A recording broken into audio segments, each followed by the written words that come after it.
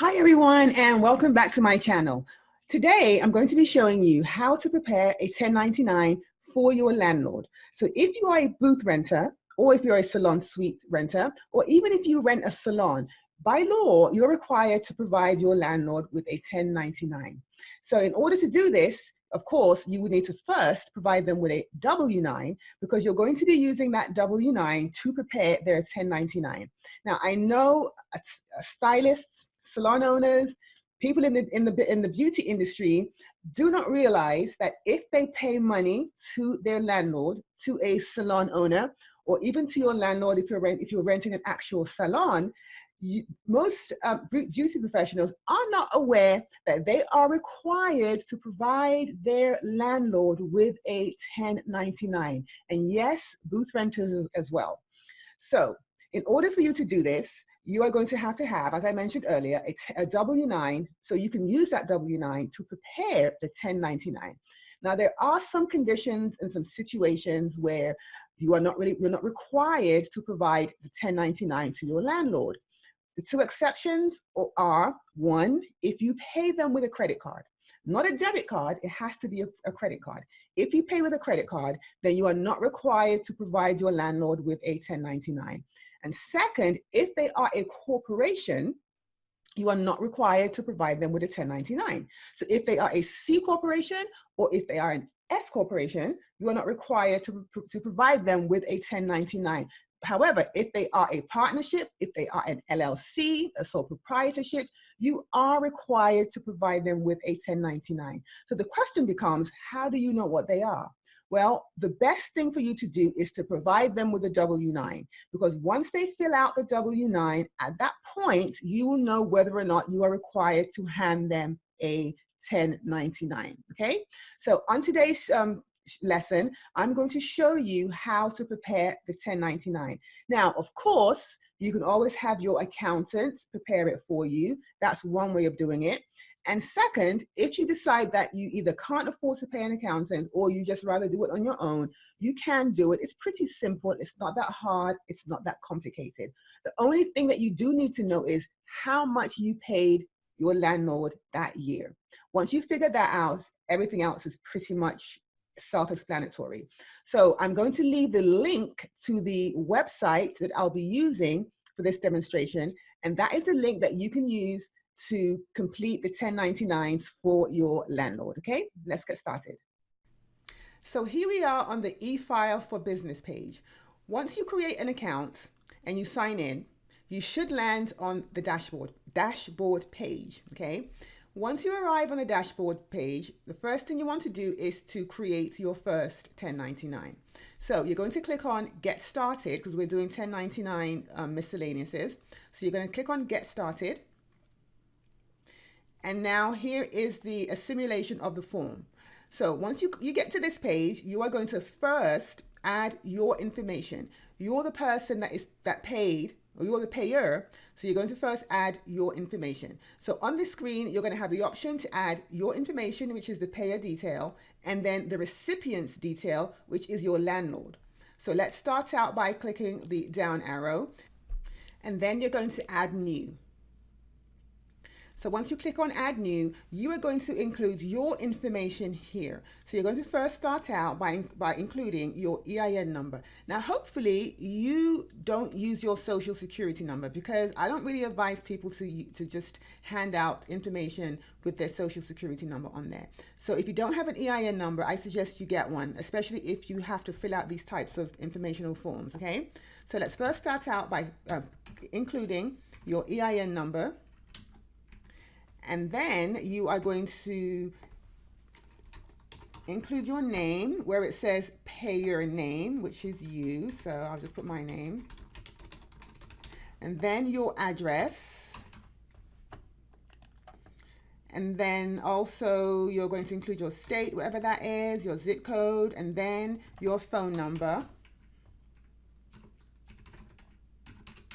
And your email address, if you want to. Email address and the department contact is not required, but you can include that. Once you've included this information, you are then going to save it.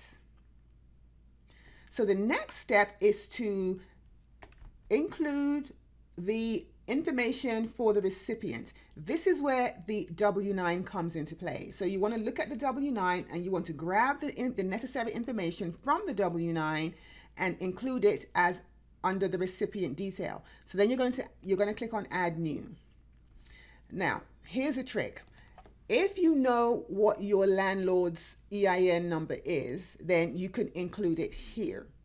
If you are happening to if you happen to be one of those stylists or one of those individuals whose landlord has refused to fill out a W-9, and therefore you don't have your landlord's information, you don't have their EIN number, what you can do here is just type in zeros.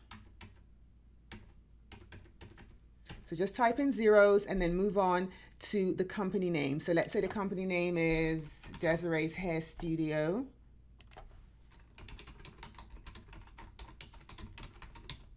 And then the address, whatever the address is.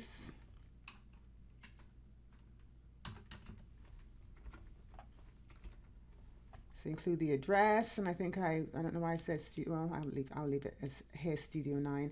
And then the country, which is the United States, the zip code, or the state rather, which is Georgia, and then the zip code. Then of course the phone number and the email is not mandatory. You don't have to include that. So now that you have keyed in the recipient's information, which is your landlord, you can now save it.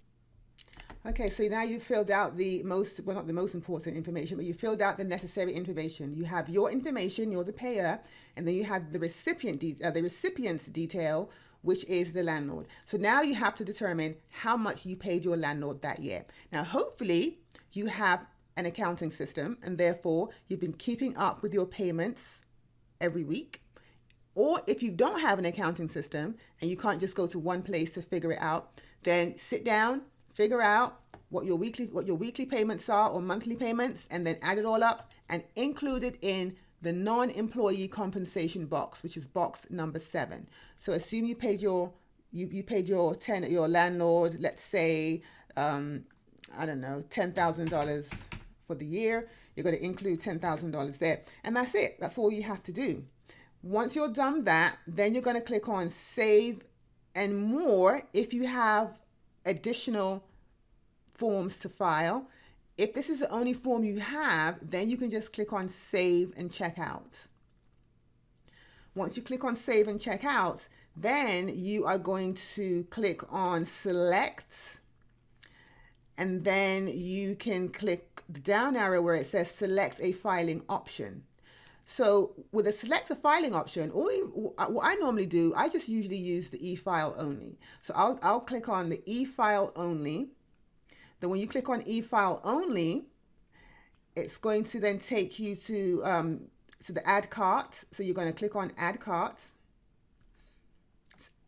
And now you can go ahead and check out. So you click on Proceed to Checkout. When you proceed to checkout and you finally make the payment, what happens is the IRS is going to get a copy of the 1099. Now, when you click on Proceed to Checkout, you're going to receive another email once your form has been accepted by the IRS. So when you click on Proceed and Checkout, it's not automatically accepted. You have to wait to receive an email. If it was accepted, you will receive the email telling you it's been accepted. If for some reason it wasn't accepted, you'll receive an email telling you that it was not accepted, and you have to go back in and correct whatever error needs to be corrected. So once you receive that email, you now know the IRS has their copy. Now it's up to you to now print a copy for your landlord, because you want to definitely give them one before the 31st. So how do you print it? Let's move all forms to back in progress. So you just say yes, you want to move it back to in progress. And then in order for you to print the form, you're going to click on the check mark and then click Print Preview.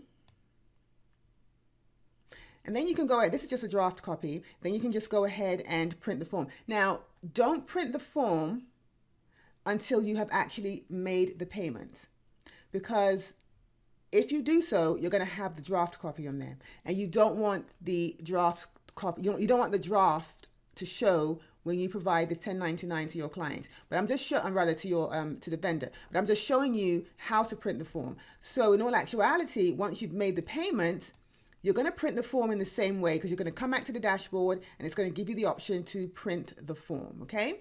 Well, that's it. Hopefully this was a helpful video, and with the information I provided you, you can use this information to prepare 1099s for your landlord. Thank you. Oh, don't forget to subscribe, and also don't forget to go to the description box and there will be a link for this website. Have a great day. Bye-bye.